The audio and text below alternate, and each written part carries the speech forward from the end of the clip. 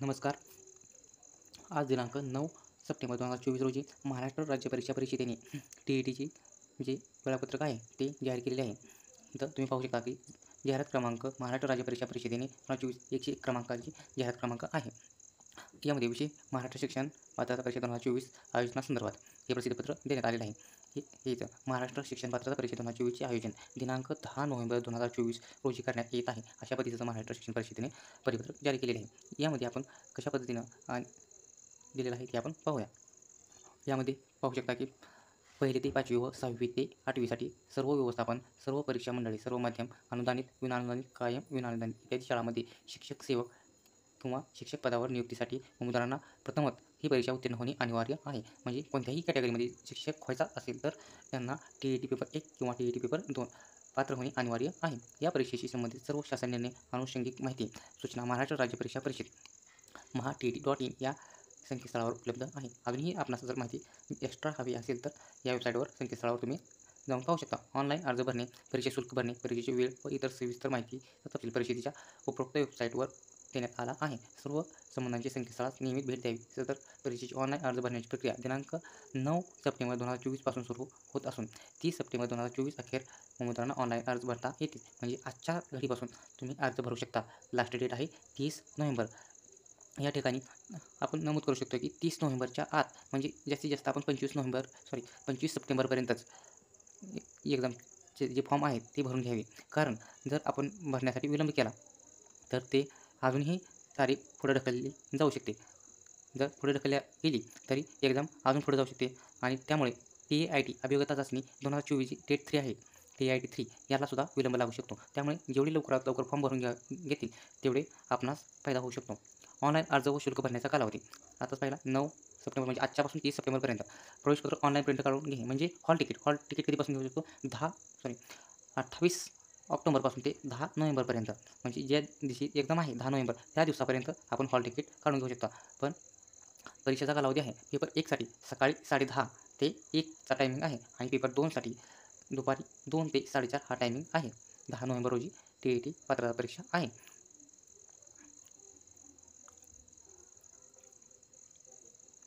आता हे फॉर्म भरताना आपण कोणती काळजी घ्यावी हे यामध्ये दिलेलं आहे. maha.tet.in या संकेतस्थळावर जाऊन आपण भरू शकतो. अर्ज भरताना परीक्षार्थ्यांनी 10वी, 12वी शैक्षणिक किंवा व्यावसायिक अर्हता दिव्यांगत्व अर्ज भरताना परीक्षार्थ्यांनी 10वी, 12वी किंवा व्यावसायिक अर्हता दिव्यांगत्व राखीव प्रवर्गाचे असल्यास इत्यादीबाबतची माहिती मूळ प्रमाणपत्रावरूनच भरावी. म्हणजे जे मूळ कागदपत्र आहेत त्यांच्यानुसारच भरावे.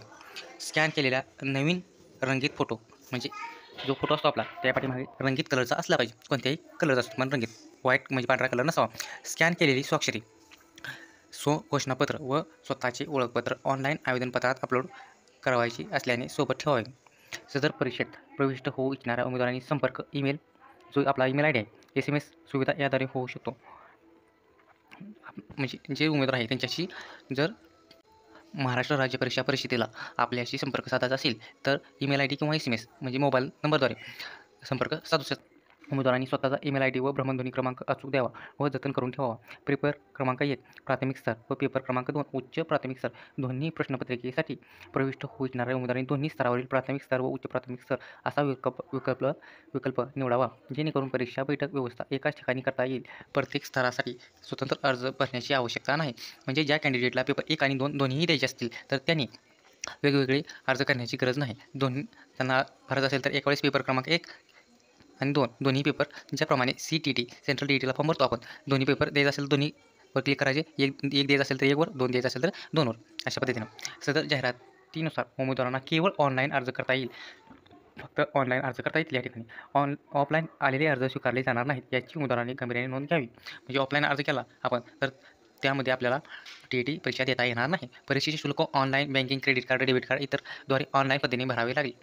चलनाद्वारे ऑनलाईन शुल्क भरता येणार नाही. जे चलन DBTनुसार करतो आपण DD काढून करतो त्या पद्धतीने आपण भरू शकत नाही. परीक्षा शुल्क भरणा यशस्वी झाल्यानंतर आवेदनपत्रातील माहिती अंतिम करण्यात येईल. नंतर आवेदनपत्रामध्ये कोणत्याही स्वरूपाची दुरुस्ती करता येणार नाही व त्याबाबतचे निवेदन स्वीकारले जाणार नाही. म्हणजे आपण एकदा ऑनलाईन फॉर्म भरला आणि जर पेमेंट केलं तर कोणत्याही प्रकारची दुरुस्ती करता येणार नाही. त्यामुळे काळजीपूर्वक फॉर्म भरा. अर्ज स्वीकारण्याच्या अंतिम दिनांकापर्यंत परीक्षा शुल्क ऑनलाईनरित्या स्वीकारले जाईल. विविध पद्धतीने अर्ज सादर केल्यानंतर परीक्षा शुल्क भरल्याशिवाय सदर अर्ज विचारात घेतला जाणार नाही. जर तुम्ही फक्त अर्ज केला आणि शुल्क जर भरले नसेल तर तो अर्ज विचारात घेतला जाणार नाही. म्हणजे आपल्याला त्या अर्जावर हॉल तिकीट भेटणारही नाही आणि परीक्षाही देता येणार नाही. ऑनलाईन आवेदनासोबत कोणत्याही कागदपत्राच्या प्रती जोडण्याची आवश्यकता नाही. तसेच आवेदनपत्र, कागदपत्रे, प्रमाणपत्रे गट शिक्षणाधिकारी यांच्याकडे जमा करण्याची आवश्यकता नाही. जे ऑनलाईन अर्ज आपण केला त्याची जर आपण प्रत घेतली तर ती प्रत जोडण्याची आवश्यकता नाही किंवा शिक्षणाधिकारी कोणत्याही अधिकाऱ्याकडे देण्याची जमा करण्याची आवश्यकता नाही. ती प्रिंट काढलेली आपल्याजवळच ठेवायची आपल्या सेफ्टीसाठी. मूळ कागदपत्राच्या पडताळणीस अधीन राहून उमेदवारांना परीक्षेस तात्पुरता प्रवेश दिला जाईल व निकाल घोषित केला जाईल. जी मूळ कागदपत्र आपण जी अपलोड केली ती त्यानुसारच जो रिझल्ट आहे तो घोषित केला जाईल. परीक्षेच्या निकालानंतर शैक्षणिक व व्यावसायिक कागदपत्राची पडताळणी प्रमाणपत्र वितरणाच्या वेळी करण्यात येईल. प्रमाणपत्रे पडताळणीच्या वेळी कागदपत्रे अपूर्ण असल्यास अथवा उमेदवार प्रमाणपत्रे सादर करू न शकल्यास या परीक्षेची उमेदवारी रद्द करण्यात येईल. जे उमेदवारांनी कागदपत्र दिलेली आहेत जर ती खोटी आढळली किंवा नसतीलच तर त्यांचं परीक्षा जी पास जरी झाला असेल तर त्याला डिस्क्वालिफाय केली जाईल. ऑनलाईन आवेदनपत्रामध्ये भरलेल्या माहितीत व मूळ कागदपत्रामध्ये तफावत आढळून आल्यास उमेदवारी रद्द करण्यात येईल.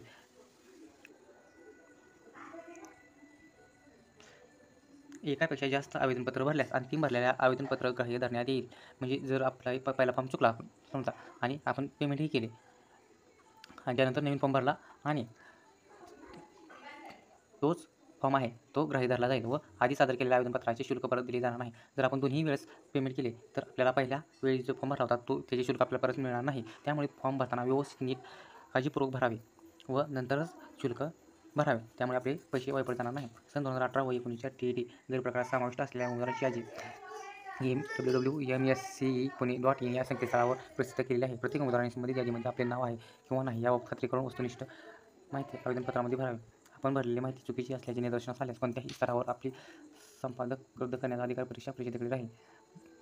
जे 2018-19चे TET गैरप्रकारामध्ये आढळले होते त्या उमेदवारांनी ते व्यवस्थित माहिती भरायची आहे. तसे 2018 व 19 यादीमध्ये समाविष्ट असून सुद्धा खोटी व चुकीची माहिती भरून परीक्षेस प्रविष्ट झाल्यास कायदेशीर कारवाईसुद्धा करण्यात येईल. याची उमेदवारांनी गांभीर्याने नोंद घ्यावी. सदर परीक्षासंदर्भातील सर्व प्रकारचे बदल दिलेल्या संकेतस्थळावर वेळोवेळी प्रसिद्ध केले जातील. त्यामुळे सर्व उमेदवारांनी नियमितपणे संकेतस्थळावर तपासावे. वेगवेगळे जर बदल होत असतील ते नोटिफिकेशनद्वारे कळवले जाते. त्यामुळे संकेतस्थळावर प्रत्येक विद्यार्थ्यांनी जाऊन पाहू शकता.